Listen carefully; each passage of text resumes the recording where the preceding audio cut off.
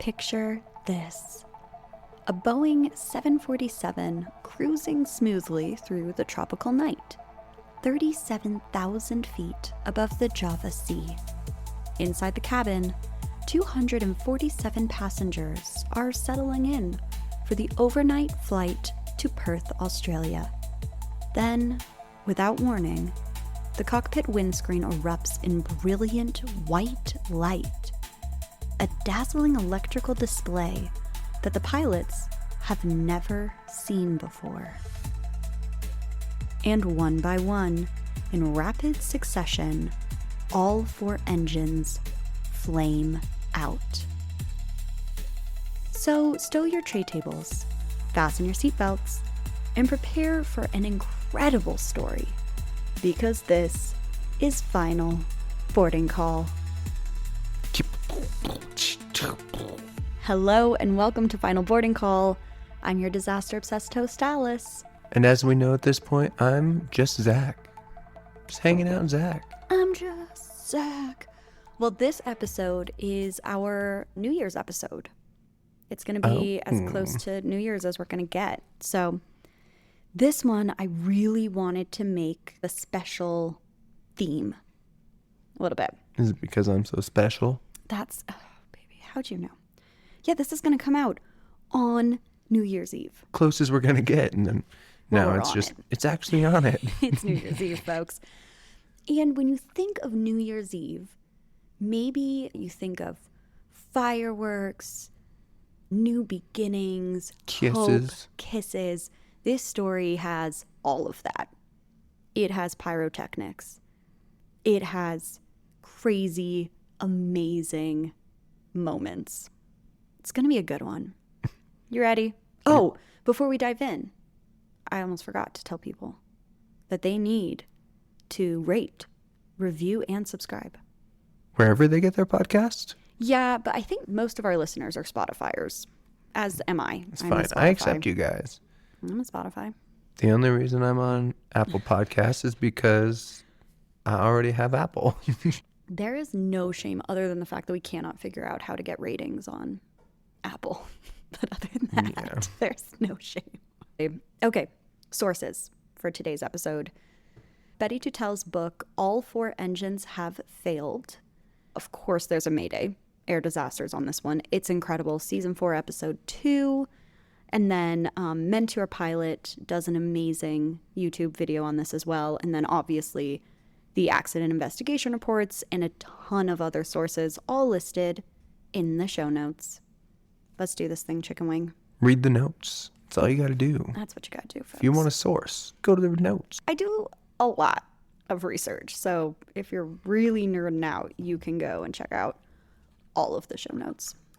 It's the evening of June 24th, 1982, at Sultan Abdul Aziz Shah Airport in Kuala Lumpur, Malaysia.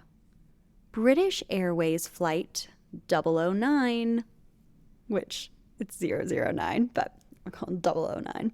Wow. And the call sign is Speedbird 9, which is also very cool call sign.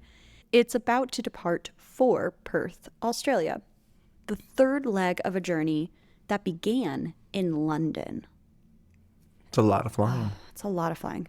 The Boeing 747-236B, a 3-year-old aircraft that's christened the City of Edinburgh, sits at the gate as a fresh flight crew boards. Most of the 247 passengers have been traveling since London, making stops in Bombay and now Kuala Lumpur. They are exhausted. They've had a long day. They are ready to settle in for this 5-hour overnight flight to Perth. Some of them are returning home to Australia. Others are going on a vacation, business meetings, family reunions. Among them are Charles Capewell and his 2 young sons, 11-year-old Shaz and 8-year-old Stephen. They are eagerly anticipating their reunion with their mom, who's in Perth. I know. Also on board is Betty Tootell, who is a sharp-minded passenger who would later tracked down over 200 passengers to document their story. So that is one of the sources for today's episode, is her book. It's feeling like one that's going to be some positivity, though. Can't write a book if you died. She is seated behind James Ferguson, a man that she has never met, but will one day marry. I know. Happy New Year, you guys. Okay, nearby, Phyllis Welsh and her daughter Nicola settle into seats in cabin E at the very rear of the aircraft. Nicola's copy of Mansfield Park is tucked into the seat back pocket. In the cockpit, 3 experienced aviators prepare for their shift. We have Captain Eric Moody. He is 41 years old. He has an unusual background for a commercial pilot. Before he ever flew a powered aircraft, he was a glider pilot. Oh, sweet. Isn't that cool? Learning to fly in planes that have no engines. Mastering the art of energy management, trading altitude for airspeed, finding lift when none seemed to exist. And while most pilots learn to fly with the constant reassurance of engines, glider pilots learn that an aircraft is always falling. It's always trading energy, and the pilot's job is to manage that fall as effectively as possible. It is a skill set that seems almost obsolete in the age of powerful jet engines, but it's going to prove pretty handy today. And beside Captain Moody sits 32-year-old Senior First Officer Roger Greaves. And it's the 80s. We got a flight engineer. We got a flight engineer. At the flight engineer's station is 40-year-old Barry Townley Freeman. So these 3 men have never flown together before. So this is their first trip as a crew. However, they're all veterans. They are professionals who have logged thousands of hours in 747s. As they review their flight plan, everything looks very routine. The weather briefing shows clear skies, light winds, no turbulence, which is amazing. I know. And it is going to be, according to the flight plan, a smooth, uneventful five-hour flight south over the Java Sea and then across the Indian Ocean to Perth. Oh, what the briefing does not mention, and what nobody knows to mention, is that beneath their flight path on the island of Java, Mount Galungung. Glunk. Is this Law and Order SVU? Mount Galungung has been in continuous eruption for 2 months. Whoa. I didn't know that was possible. Yeah. The volcano has been hurling massive plumes of ash and debris high into the atmosphere, creating invisible clouds of pulverized rock drifting on the night winds. That sounds real fun. That sounds bad. However, it's 1982. Folks, aviation authorities have no protocols for volcanic ash. There are no warnings. There's no exclusion zones, no notifications. Ash clouds don't show up on weather radar. That would make sense. It's not something that they're typically scanning for. True. Yes.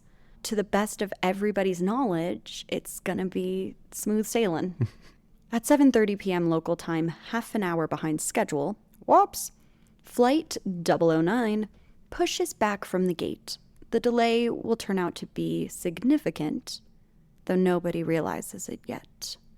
Captain Moody advances the throttles, the massive jet thunders down the runway, and at rotation speed, the 747 lifts gracefully into the tropical evening. This is a 747. If this is your first episode, it is important for you to know that this is a massive jumbo jet. It's a plane that's very distinctive looking because it actually has an upper deck area. So it's got a little hump on the front top of the plane. Hunchback of Notre Dame. Mm-hmm. She's a big girl. The passengers settle in. Reading lights click on. Flight attendants begin their service. Charles Capewell makes sure his boys are comfortable in their seats. He's just being a good dad flying with his kiddos. And Betty Tootell opens her book. Phyllis and Nicola Welsh discuss Fanny Price's resilience in Mansfield Park, a conversation about literary courage that will feel uncomfortably prophetic. As Flight 009 levels off at 37,000 feet and joins Airway Bravo 69, the route takes them south along... 69. Oh my God. The route takes them south along the western coast of Java, past Jakarta. The time is now right around 8:15 p.m. Captain Moody checks his weather radar one more time before heading to the lavatory. The screen shows absolutely nothing. Clear skies all the way to Perth. He unbuckles, hands the controls to First Officer Greaves, and he leaves the cockpit. When he reaches the crew lavatory, he finds it occupied. So he heads downstairs, because this is a 2-storied plane. Mm-hmm. Yeah. So he heads downstairs to the first class cabin, and there he strikes up a brief conversation with one of the flight attendants.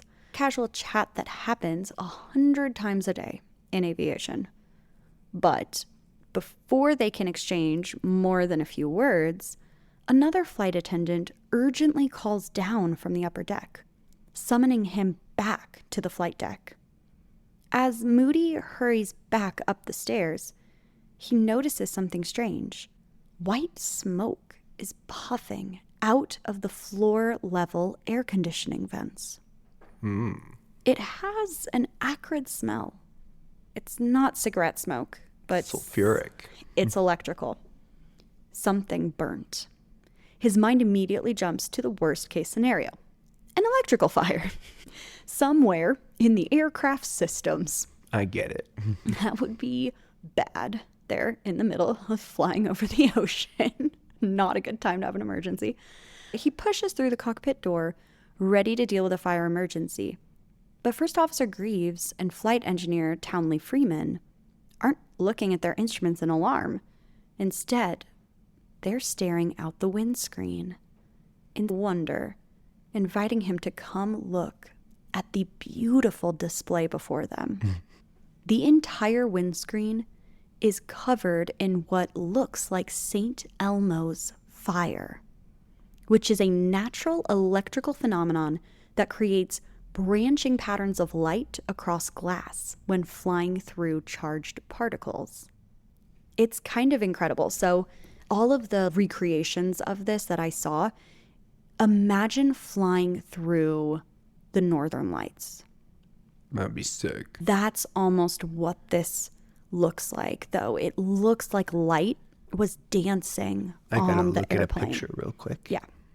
So feel free to look up St. Elmo's Fire. So Interesting. yeah, so this is not dangerous, folks. St. Elmo's Fire, flying through that is not dangerous in itself. However, because it's an indicator of charged particles, it's usually a sign that you are coming up on a thunderstorm. So you'll want to secure the cabin and prepare for some turbulence. Captain Moody slides back into his seat, and he immediately scans the weather radar, because he had that thought. But just as before, the screen shows nothing. It's clear. There's nothing Completely here. And yet the St. Elmo's fire continues to intensify. It's spreading across both windscreens in brilliant sheets of white light. Looking out towards the wings, the crew can see the same glow covering the leading edges. So that's the edges of the wings. Oh, okay. The engines themselves are lit from within, a strange blue luminescence shining forward through the spinning fan blades, creating an eerie Ghostbusters style effect. I've actually never watched it. Oh, Of all the movies that I know by heart, I've never watched. oh, did you ever watch Danny Phantom? Yeah. Yeah, come on, Danny Phantom. Okay, it has a very Danny Phantom effect Okay. coming through. It almost looks like a ghost is getting sucked into the engine. The crew switches on the engine anti-ice and illuminates the seatbelt signs as a precaution. but they are confused. Something's happening. We don't know what. So we have 3 highly experienced crew people within this cockpit. That have never seen this. None of them. None of them have even an inkling of what this could possibly be. In the cabin, passengers near the windows are starting to notice that There's some weird stuff going on. The airplane is glowing. Yeah. Yeah. Phyllis Welch glances out and sees the wing shimmering in what she describes as a brilliant white light.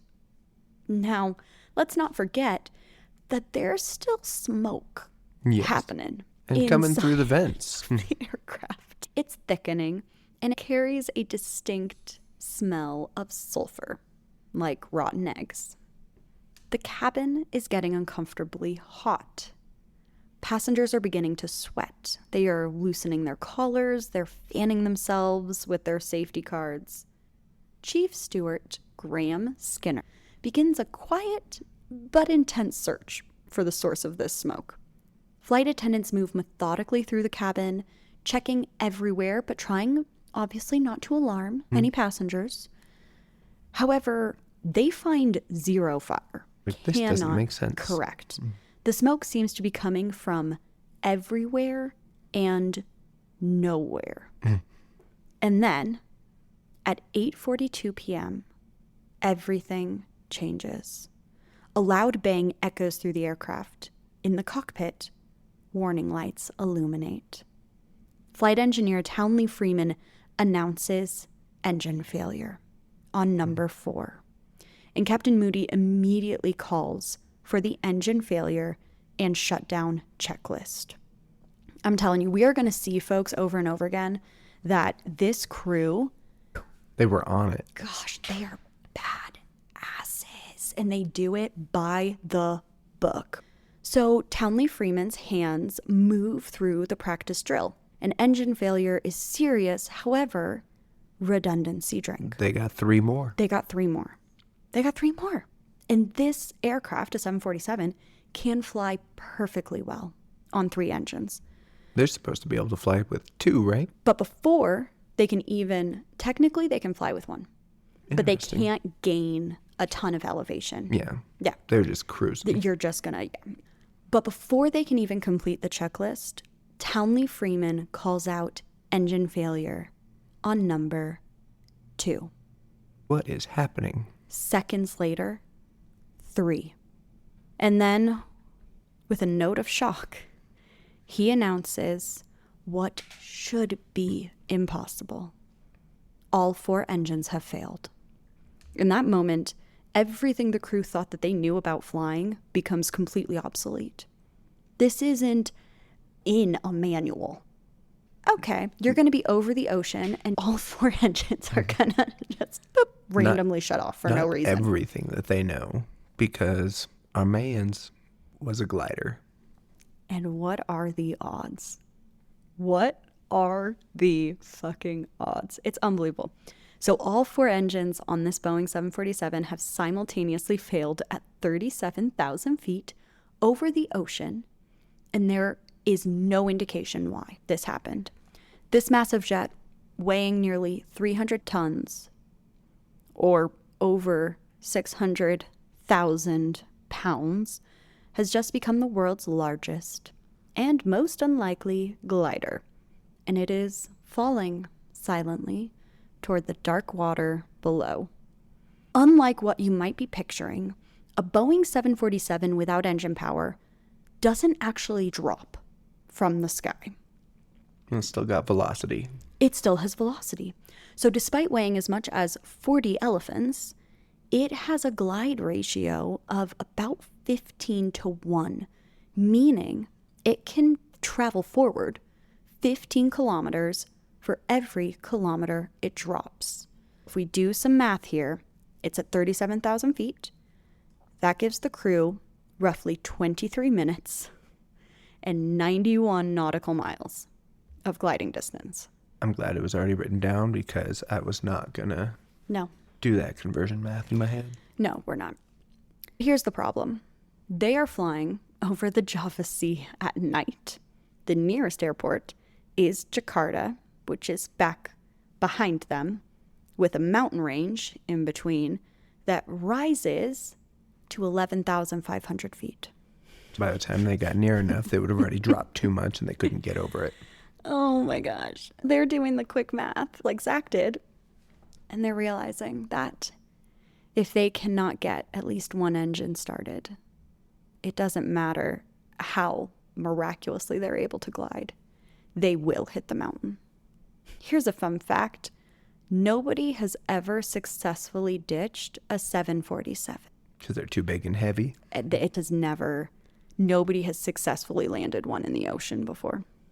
Probably because it's big and heavy. Yeah. It's not gonna happen. Captain Moody's glider training kicks in immediately. Instead of pulling back on the yoke to try to maintain altitude, which would bleed off airspeed and eventually cause a stall, he gently pushes the nose down, trading altitude for airspeed, maintaining around 250 knots. He learned in gliders that your altitude is your energy bank, and you spend it carefully to maintain speed. Too slow, and you fall out of the sky. Too fast, and you waste precious altitude. He also keeps the autopilot engaged. With no engine noise, no vibration, and conflicting instrument readings, the autopilot gives them a stable platform, keeping the wings level and freeing up the crew's attention To try to figure something out and get it started. try to figure out what is happening. Moody calmly instructs Greaves to declare an emergency using a mayday call. First Officer Greaves transmits their emergency to Jakarta Control, reporting that all 4 engines have failed and they are descending from flight level 370. But the transmission is garbled by massive static interference, and what the controller ends up hearing is something about engine 4. But surely not all 4 engines, right? Because That just doesn't make sense. that makes no sense. Greaves tries again, more urgently this time, but the controller still does not understand. This is actually in free. You can watch this correspondence happen in the Mayday episode, and it's so frustrating. I'm trying to tell you. Yes. The concept, though, is so foreign. Like, all 4 engines have failed. Yeah, I mean, it's a far-fetched idea to even think that 4 engines would fail. So this is funny. A Singapore airline that is overhearing this finally cuts in and actually relays the message, Like, there are 4 Yes. engines that failed. clarifying that Speedbird has no power and all 4 engines have failed. There's a very long pause from Jakarta Control before they acknowledge, and It's they like, what? Yeah, a little bit of a, like, What? what is happening? And they instruct the crew to squawk the emergency transponder code of 7700. But when they do, nothing happens. The radar still can't find them. They are gliding through the darkness, and they're invisible to air traffic control. Stressful. So that's cool. In the cockpit, the crew runs through restart procedures as fast as they can, right? They have to get One. an engine Yeah. up. They have to. But nothing is working. Engine 4, nothing. 3, nothing. They vary airspeed, trying to hit whatever window might allow reignition. So think of this like push starting a manual car. Yeah, you have air going through, the fan is turning. Yes, exactly. You're like, please just go. Yes, they are literally trying to push start a Boeing 747, but it's not working. Moody turns the aircraft left back toward Jakarta. If they are going to make an airport, they need to be heading in the right direction because every second counts. In the cabin, the situation is deteriorating. The smoke has grown very thick. The sulfur smell is extremely intense, and the temperatures are getting even higher. Passengers are drenched in sweat. And then, Adding to the surreal horror, those sitting near the windows can see flames erupting from the engines. Hell yeah. I told you there were pyrotechnics. So you don't get fireworks, but we are getting big engine fireballs. Enormous jets of fire stretching back along the fuselage. Charles Capewell looks out at the engines and then down at his two boys. Chaz and Stephen are staring at him with wide, frightened eyes, whispering questions about whether they're going to die. Capewell puts his arms around both of the boys and he pulls them close. He's thinking about his inability to swim, about the dark ocean below. He reaches for his wallet and he pulls out a piece of paper. And he writes a note identifying himself and his sons, explaining that he cannot swim and is doomed, but he pleads for someone to please save his boys. At the rear of the aircraft, Phyllis Welsh sees the wing covered in that brilliant shimmering light. Her daughter Nicola reaches over and squeezes her hand, telling her mother with forced conviction that it's all right, they'll get there. And Betty feels the plane shudder and buck. She notices James Ferguson turning around in his seat, making eye contact. They exchange a look that needs no words, a silent acknowledgement that they're in this together, whatever happens next. Throughout the cabin, passengers pull out pens. They are scribbling notes on boarding passes, napkins, pages from the magazine. They're writing declarations of love for their family, instructions to take care of their kids, dozens of goodbye notes. And then, at about 8 minutes into this emergency, a warning horn sounds from the cockpit. The cabin altitude has reached 10,000 feet.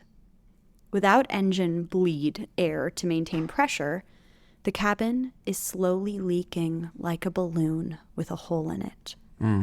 So oxygen masks drop from the ceiling throughout the aircraft. Passengers fumble with them, trying to remember the safety briefing. Some masks work properly, and others seem to provide only a thin stream of air. In the cockpit, First Officer Greaves reaches for his own mask, which has also fallen, and it falls apart in his hands. What? Yup. Yes. The delivery tube has separated from the mask itself. It is completely useless. It's useless. It's in 2 frickin' pieces. Put that tube in your mouth. Okay. So, Moody, our pilot, is now faced with an impossible choice. If they continue their slow descent, Greaves will begin suffering from Hypoxia. You nailed it. Which is oxygen starvation, and it's going to hit in only a few minutes. And Moody needs a co-pilot in this situation. You can't be having a hypoxiaed, drunken sailor co-pilot. But if Moody initiates an emergency descent, he's going to burn through their precious altitude much faster. And they better pray that an engine starts. Well, he decides that they need to get down faster. He needs his co-pilot. Share your masks, boys. He pushes the yoke forward, and the aircraft's nose drops into a steep dive. Passengers feel their stomachs lurch. The bucking motion becomes more violent. Some passengers start to scream. Others sit rigidly, paralyzed by shock. During this chaotic descent, the crew discusses lowering the landing gear to increase drag, which we have heard before. Yep. But flight engineer Townley Freeman raises a critical point. If they are going to ditch, they can't have the landing gear down because you want as smooth of a transition onto that water as possible. So they decide to keep the gear up, mostly because they're not sure if they drop it now that they're going to have enough hydraulic pressure to bring it back up. Exactly. And another problem emerges. Their airspeed indicators are showing different readings. So Moody's, isn't that weird? Moody's shows 270 knots and Greaves is showing 320. That's a 50 knot difference. Yeah, that's a big difference. So Moody announces he'll stick with his own instrument. He's Like, all right, I'm going to go off mine. He just has to pick one, and he's got to commit to it, because otherwise it's too It's 50-50. confusing. That's the name of the game. As the 747 plunges through 26,000 feet, 24, 22, the crew continues frantically cycling through engine restart attempts. Nothing is working. Meanwhile, in our cabin, our chief steward, Graham Skinner, who is also such a badass, he realizes that he needs to address the passengers.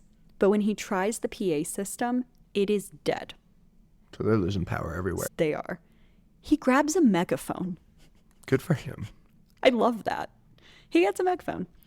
And he walks through the cabin shouting instructions to remain seated, keep your oxygen mask on, and prepare for impact because they'll be landing soon.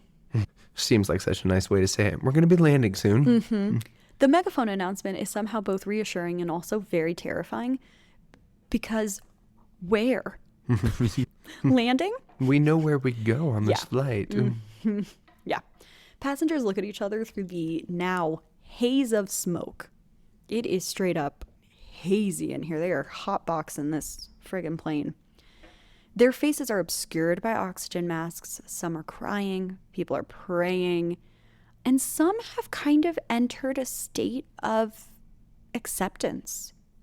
Yeah. And a few of the passengers that are interviewed in the Mayday episode talk about, you get to a point where I'm going to die. The panic is not serving me at all. Yeah, I think there's a point where it's easier to be okay than it is to be frantic. Totally. Yep. In fact, one of the passengers, I'm not sure if I included this in my notes, but I'm going to tell you because I think it's interesting.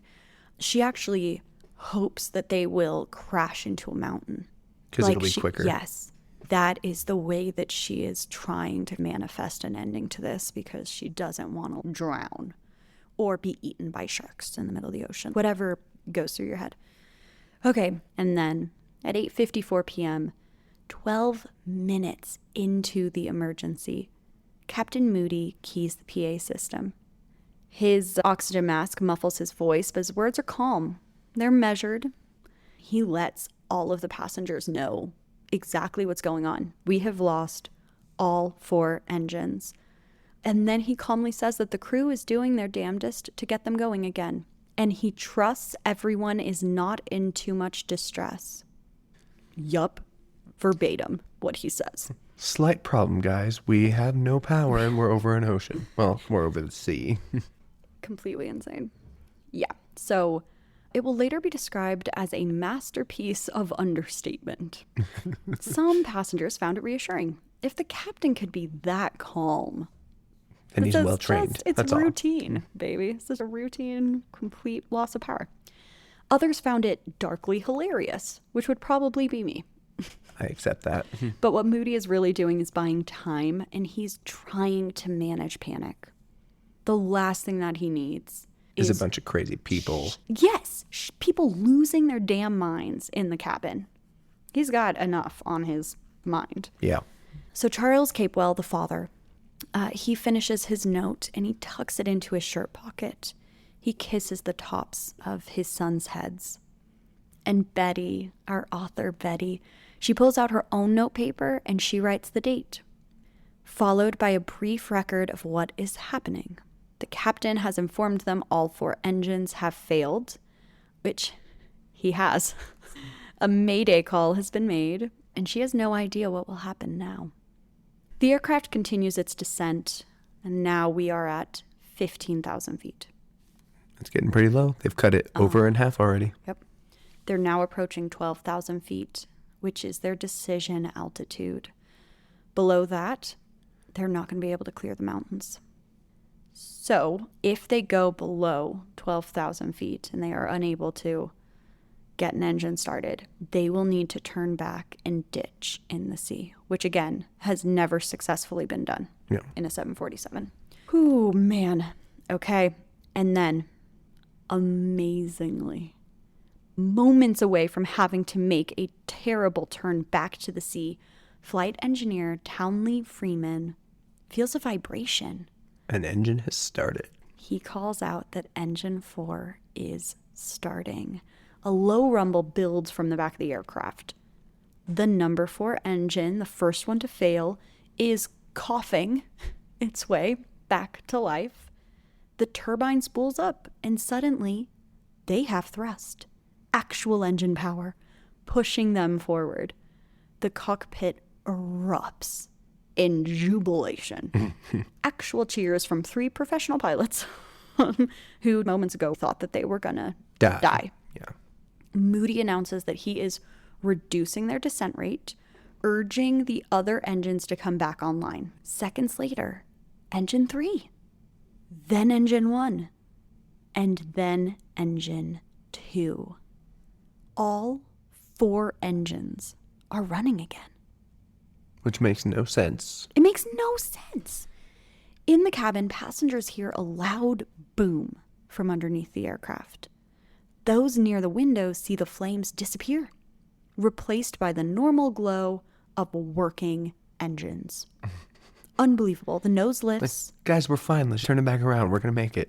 It's completely insane. The aircraft begins to climb. The silence is broken by an eruption Of from... cheers. Oh, people are... Yeah. I'm getting drunk. Drinks on the house. Unbelievable. Unbelievable. First Officer Greaves transmits to Jakarta that Speedbird 9 is back in business. All 4 engines operating. There is a stunned pause from the controller before they acknowledge with what sounds like genuine relief. Because what controller wants to be on the line as they know an aircraft is doomed?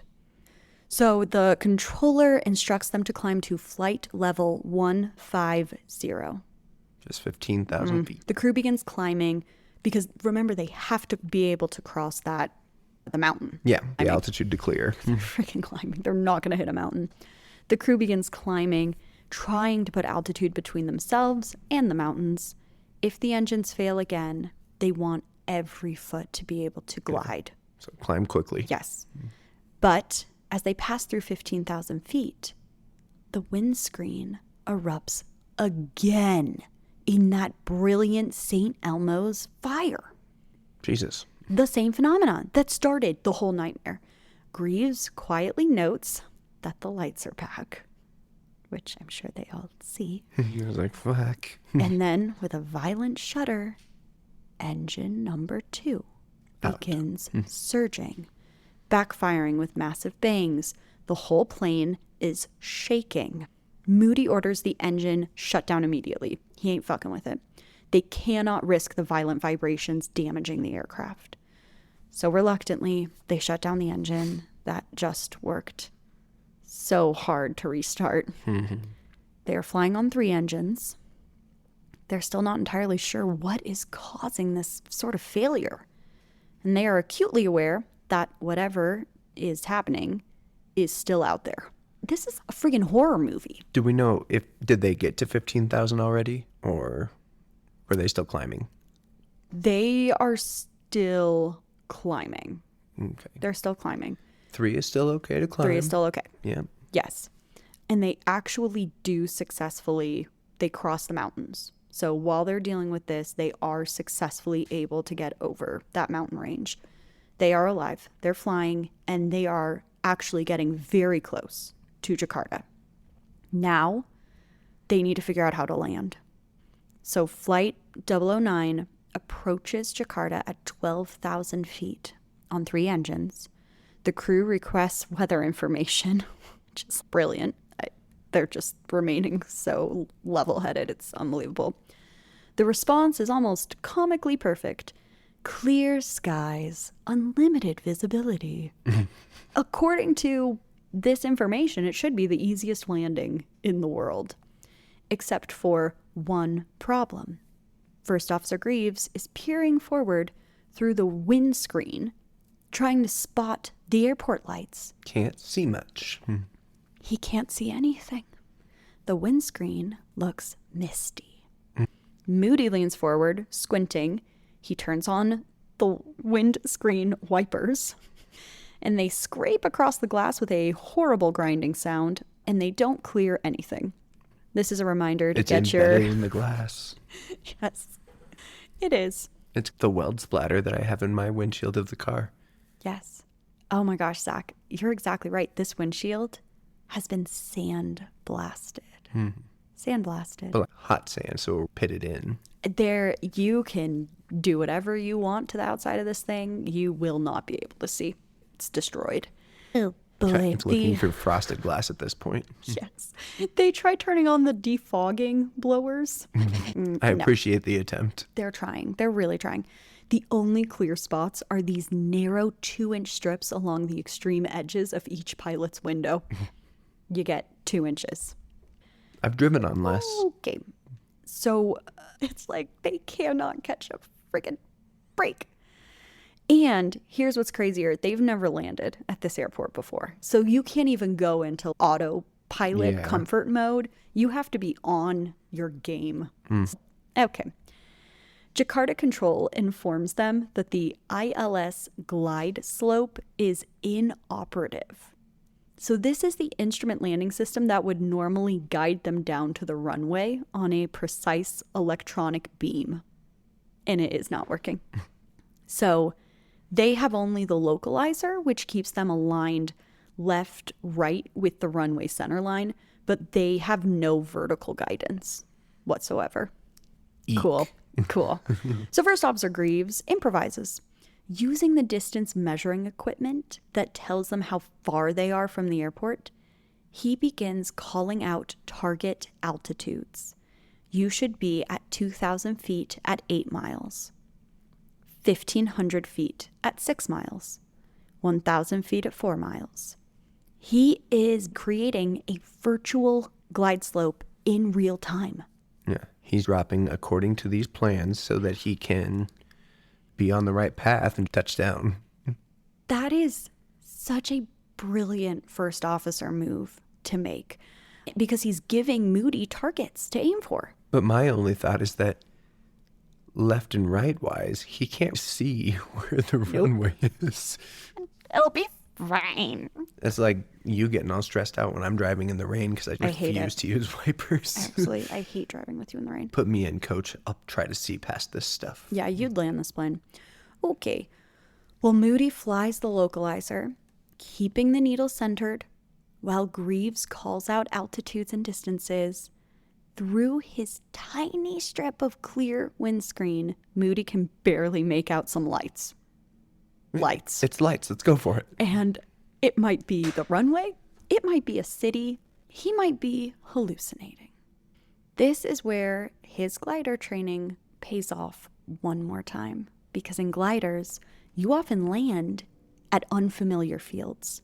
Sometimes in poor visibility, always without the option of a go-around. Yeah.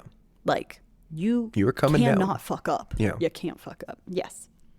You learn to land by feeling it. I love that. I know. I thought you would. When I wrote that, I was like, oh, this is such a Zach terminology to do. By the sight picture through your peripheral vision and by the changing sound of air over the wings. I mean, it is a very, experiential landing situation. You are one with the plane.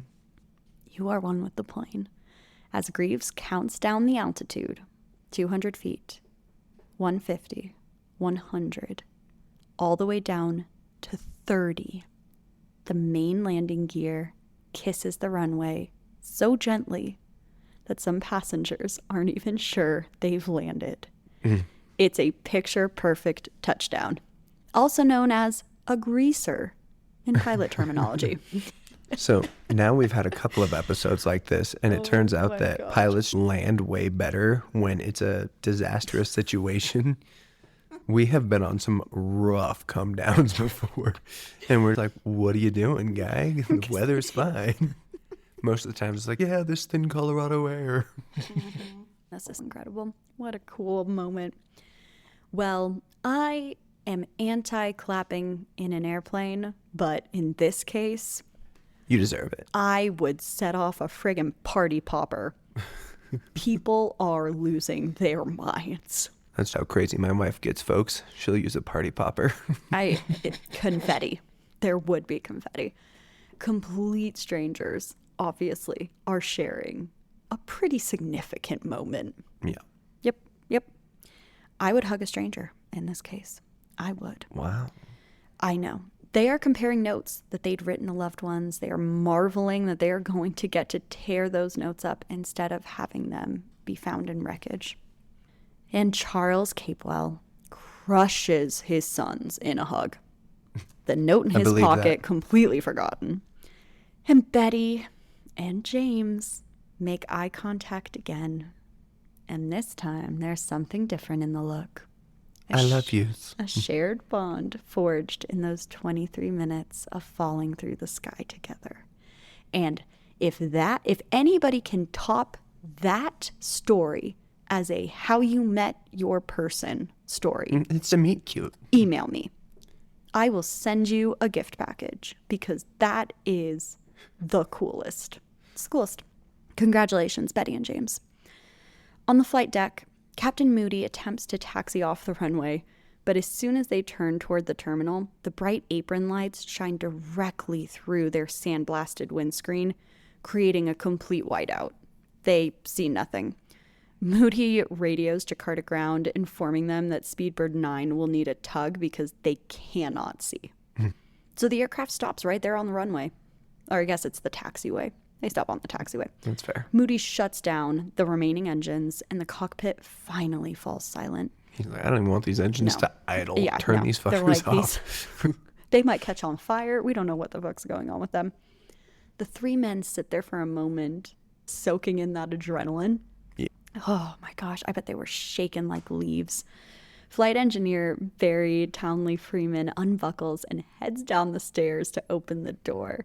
So he can finally pee. So he can shit his pants. When he reaches the bottom of the steps, he drops to his knees and he kisses the tarmac. And when Katy Perry recently did this, when she, quote, went to space for 2.5 minutes, end quote, I thought it was the most pathetic thing I've ever seen. This guy, this is when you kiss the ground. Yeah. Oh my goodness gracious. And there are actually photos of this moment. It was captured by people that were That's got to watching. be like the most pure moment that anybody's ever caught on camera. Just stunning. When Captain Moody asks him why he did that, Townley Freeman grins and says the Pope does it. Moody's response was that he doesn't fly British Airways. As passengers disembark, they get their first look at the aircraft in the airport floodlights. The once gleaming fuselage looks like it has been wire brushed. Ugh. The paint is stripped away, showing bare metal. Everybody at the airport's like, where the fuck did you go? Correct, Zach. That is the question. This plane has been through hell in 25 minutes. In fact, one passenger asks, what the hell happened to us? And nobody has the answer. Zach, they flew through perfectly clear skies. There wasn't even supposed to be turbulence. But it was found out that they flew through a volcano. Okay, thank you. Yes, it is. I gave you that one at the beginning. Maybe it would have been cooler if I'd saved it. I thought you said it throughout the story. I did, but okay. They don't know that. Nobody knows fair that. enough. Okay. They don't know. They flew, and then they landed, and it looked like their plane went through a friggin' extreme cycle of a dishwasher. So the crew and the passengers are transported to hotels for the night in Jakarta. Everything is paid for. They are going to get treated for a little bit. Can you imagine the conversation at the hotel bar? I don't know, but I would be wasted at that hotel bar. My God. I don't even drink, and I would absolutely have a drink. Charles Capewell holds his sons close, and he finally really lets himself feel the weight of how close he was to losing his sons. And then our Captain Moody, First Officer Greaves, and Flight Engineer Townley Freeman sit together drinking what they refer to as terrible Indonesian beer. And they are trying to figure out what they did wrong. Thinking that it was something that they chose. Yes. They are trying to problem solve. And of course, because they're amazing flight crew, they're like, what did we do? Did we skip something? How did this happen? Just like the physical damage on the outside of the plane, though. Like A pilot can't force that. You couldn't do that if you tried to. Yeah, well, what they're thinking is this has never happened. 4 engines do not fail simultaneously. Mm-mm. That's got to be like 1 in a million. It is. It is. And the next morning, at dawn on June 25th, around 6 a.m. local time, the 3 pilots returned to the airport to inspect their aircraft in daylight. And what they see stuns them. As the first light at dawn illuminates our plane, Captain Moody walks slowly around the aircraft, taking in the damage. The leading edges of the wings look like they've been attacked with coarse sandpaper. The nose cone is stripped of paint. The engines look like they have been chewed up and spit out.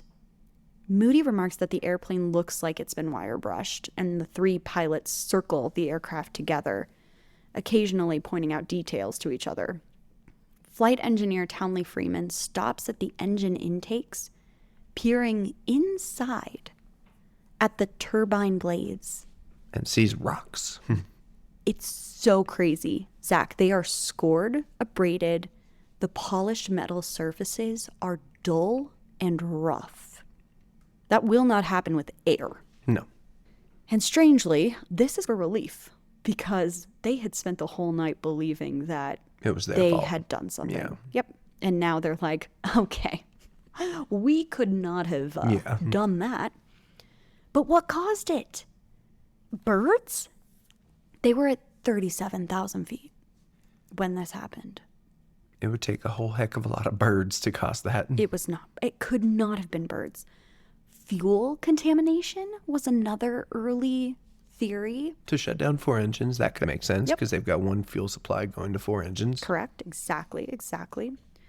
The black dust on their hands the night before suggested that something got into the fuel system. By June 26th, 2 days after the incident, Rolls-Royce engineer Malcolm Grayberg arrives in Jakarta and delivers the stunning news. It was volcanic ash. Mount Ngung, that is how it is pronounced. It's very weird.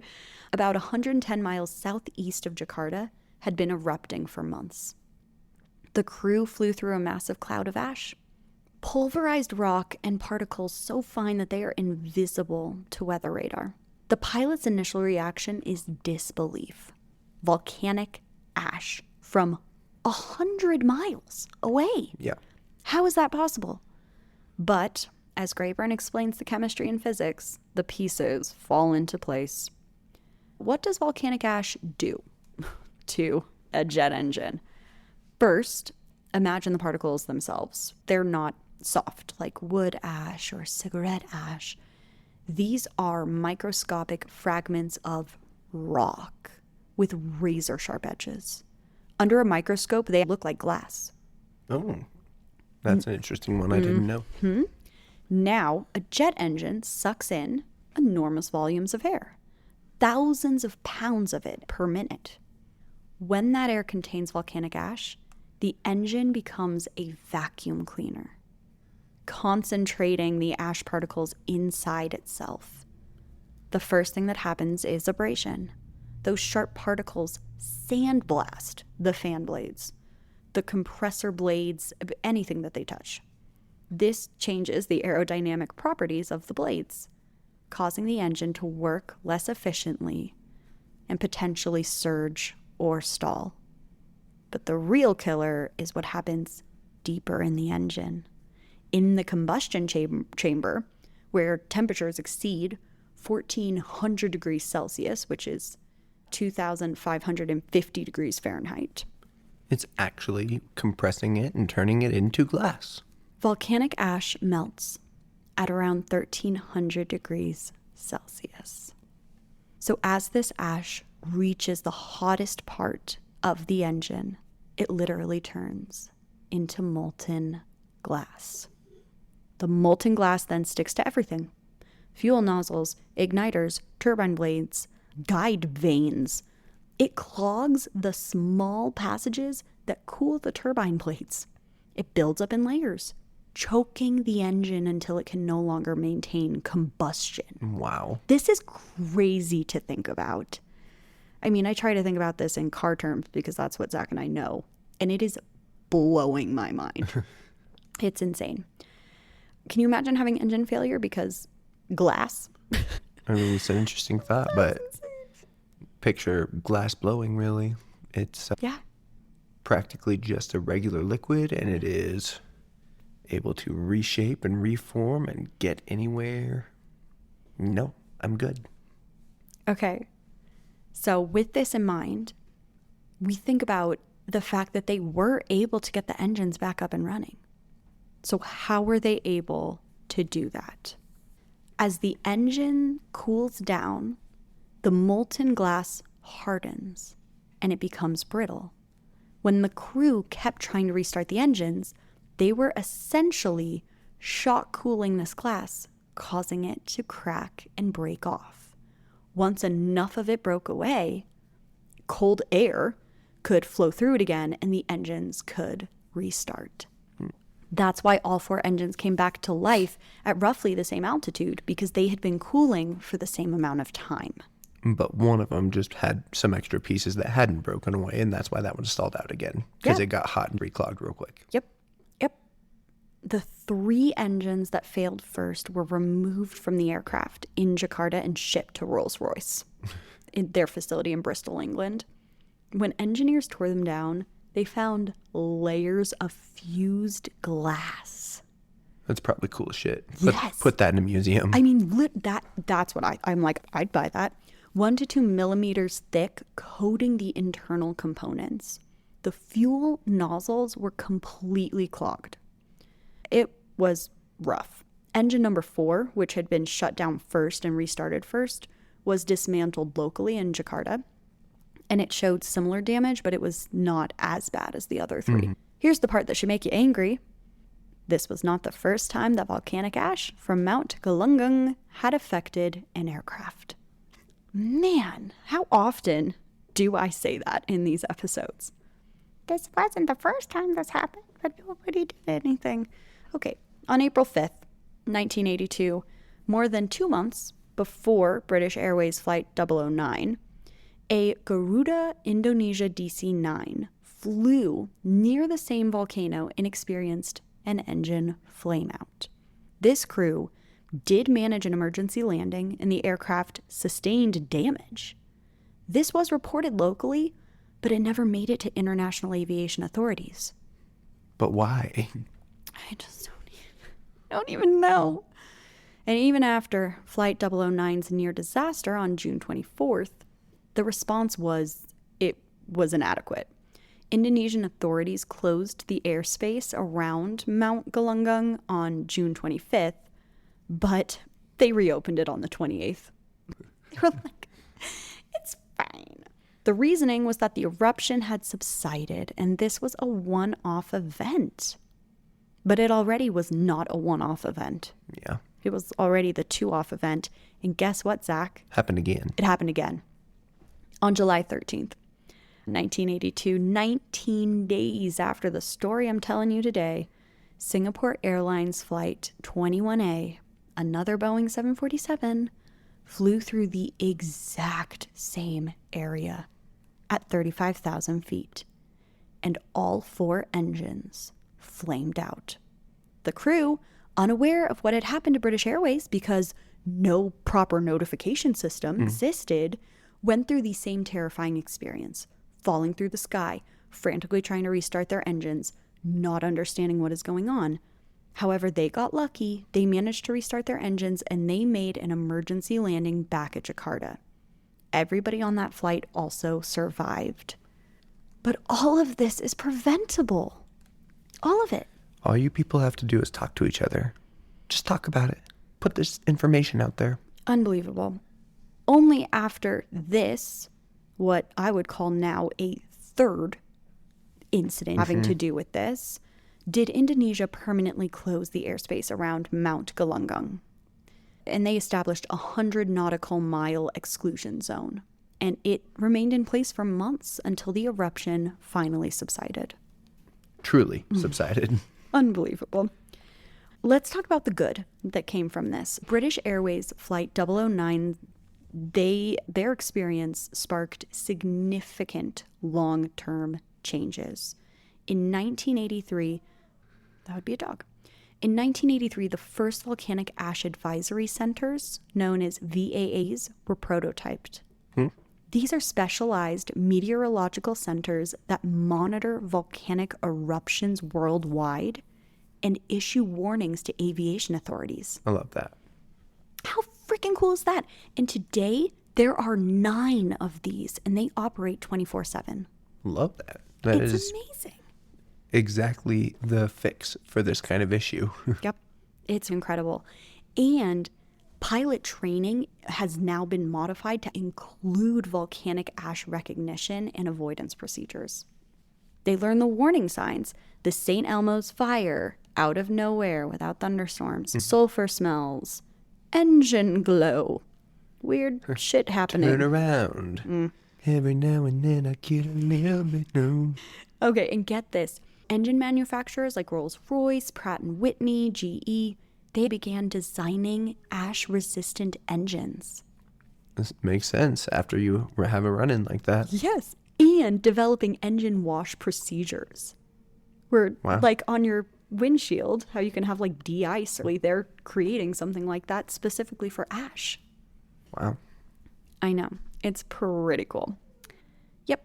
Captain Moody's experience and the experiences of the Singapore Airlines crew created a knowledge base that has undoubtedly saved countless lives in decades since.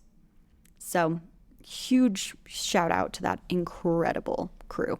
So this aircraft, Zach, received $10 million in repairs. Wow.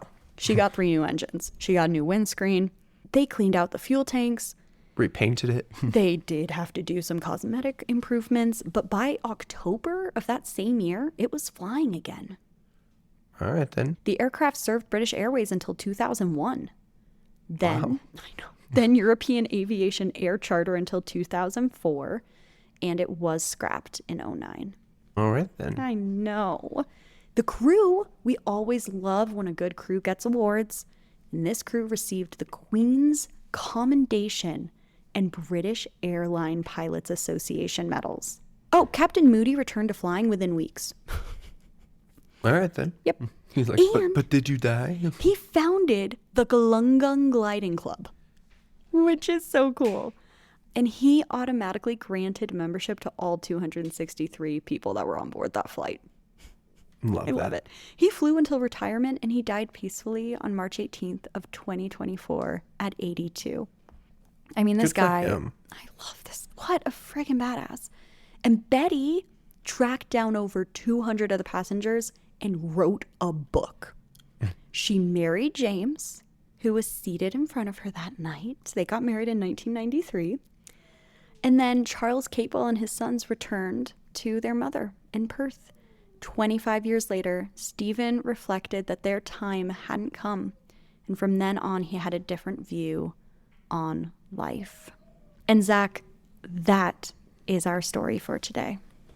That's a lovely one. I love all the people surviving. That was full of anxiety, which is fun. I know. This one is really crazy. But I felt it was such a good one for New Year's. For me, it has that. Wow. Yeah, it's got the magic of... It's the magic. Yeah. And St. Elmo's fire. It's super cool. Everybody should Super look cool. that up. Yep. Look it up, guys. It is really cool. Okay. If you enjoyed this episode, please rate, review, and subscribe wherever you get your podcasts. You can also follow us on Instagram and Facebook, although we're not really there, but please email us. I love getting your emails. finalboardingcallpodcast@gmail.com. Leave a comment on Spotify, and join us next time when we will be exploring another transportation disaster story. Until then, remember to stow your tray tables, fasten your seatbelts, and prepare for the unexpected, because not every trip reaches its final destination. Goodbye. And Happy New Year!